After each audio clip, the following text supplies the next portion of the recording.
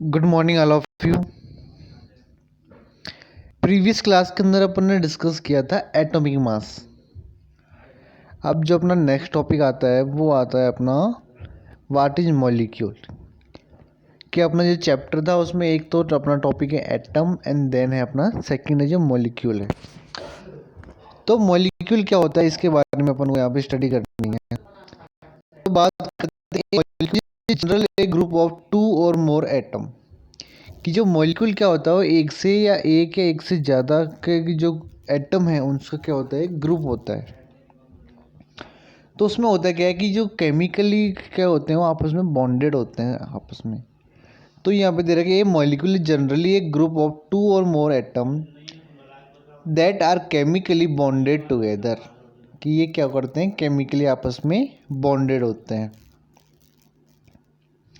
That is tightly held together by attractive force कि आपस में क्या होते हैं ये अट्रैक्टिव फोर्स से ही जुड़े हुए होते हैं। जो अपन ने प्रीवियस चैप्टर के अंदर पढ़ा था ना कि अट्रैक्शन सॉलिड के अंदर अट्रैक्शन फोर्स मिलता है, उससे ही अट्रैक्शन फोर्स से आपस में क्या होते हैं जुड़े होते हैं।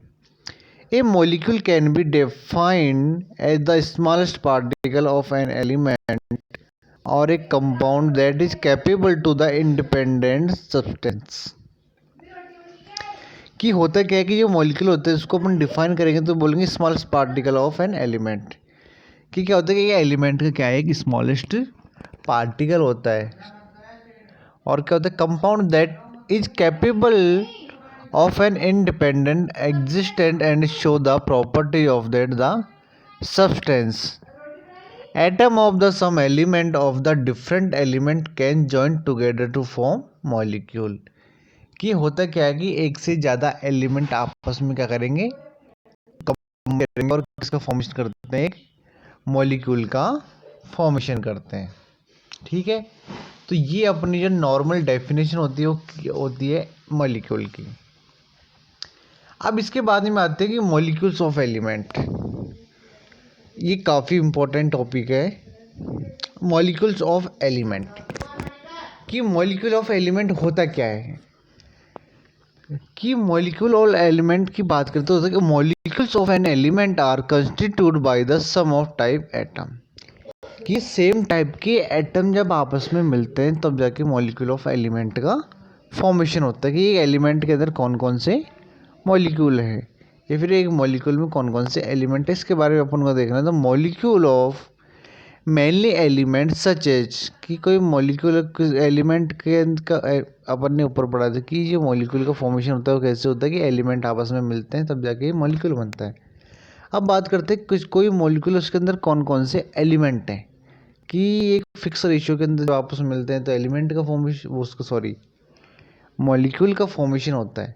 अब बात करते हैं कि मॉलिक्यूल के अंदर कौन कौन से एलिमेंट का कॉम्बिनेशन होता है जिससे कंपाउंड बनता है।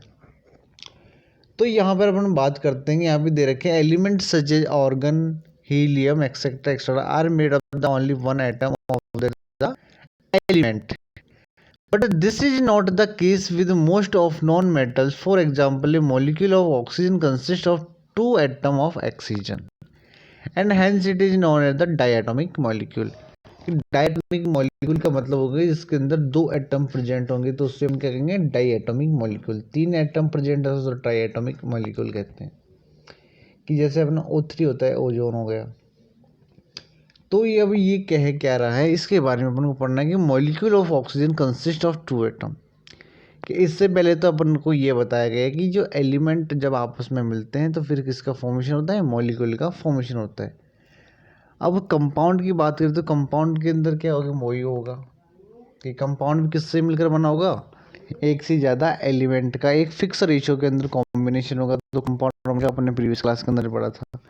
और मॉलिक्यूल क्या होगा कि दो एलिमेंट आपस में मिलेंगे तो मॉलिक्यूल बनता है। तो यहाँ पे रखा है कि if three atom of oxygen unite into a molecule interested of the two usual we got ozone O3 the number of atom constitute molecule is known as a atomaticity. कि एटम कितने होंगे जो आपस में कंस्टिट्यूट हो रहे हैं मतलब जुड़े हुए हैं एक दूसरे। तो उसकी जो प्रोसेस होती है कि जुड़ने की एटम्स की उसे अपन क्या कहते हैं एटोमेटिसिटी कहते हैं। तो बात करते हैं मॉलिक्यूल ऑफ एलिमेंट की। तो मॉलिक्यूल ऑफ एलिमेंट के अंदर अपन को ये बात समझ आए कि एलिमेंट मॉलिक्यूल होते हैं वो एलिमेंट से मिलकर के बने होते हैं। अब यहाँ पे दे रखा है table 3.3 molecule of some compound, कि कुछ कंपाउंड के अपन को मॉलिक्यूल दे रखे हैं। जैसे कि अपना पहला वो है जो वाटर का मॉलिक्यूल है। तो मॉलिक्यूल के अंदर कौन कौन से एलिमेंट है, तो हाइड्रोजन और ऑक्सीजन का रेशियो 1:8, जिससे मिलकर के हाइड्रोजन जो वाटर मॉलिक्यूल है उसका फॉर्मेशन होगा। कंपाउंड को अपन मॉलिक्यूल भी बोल सकते हैं। अमोनिया है, अमोनिया के अंदर NH3। तो अमोनिया में क्या है कि एलिमेंट कौन कौन से एलिमेंट काम में आए, नाइट्रोजन भी काम में आया है और साथ में हाइड्रोजन भी काम आए। तो जो नाइट्रोजन का एटॉमिक मास होता है वो होता है 14 होता है, और जो हाइड्रोजन होता है वो 1 होता है। तो N का 14 प्लस हाइड्रोजन का 1 2 3, तो इसका रेशियो हो गया 14:3। इसी तरीके से हाइड्रोजन का जो एटॉमिक मास होता है वो 1 होता है, और जो ऑक्सीजन का एटॉमिक मास होता है वो 8 होता है। इसी तरीके से बात करें कार्बन डाइऑक्साइड, कार्बन डाइऑक्साइड की बात करें तो कार्बन का और ऑक्सीजन का यहाँ पे क्या ले रखे हैं, कॉम्बिनेशन है। तो कार्बन और ऑक्सीजन का कॉम्बिनेशन में लिया गया तो यहाँ पे 3:8 लिया गया है। ठीक है, तो ये तो अपना हो गया मॉलिक्यूल। अभी इसे बात करते हैं एटम ऑफ सम एलिमेंट कि कौन कौन से एटम्स की बात करें तो वो मोनो एटम होंगे, डाई एटम होंगे, या ट्राई एटम होंगे, टेट्रा होंगे, या पॉली एटम होंगे, उसके बारे में यहाँ पे अपन बात करते हैं।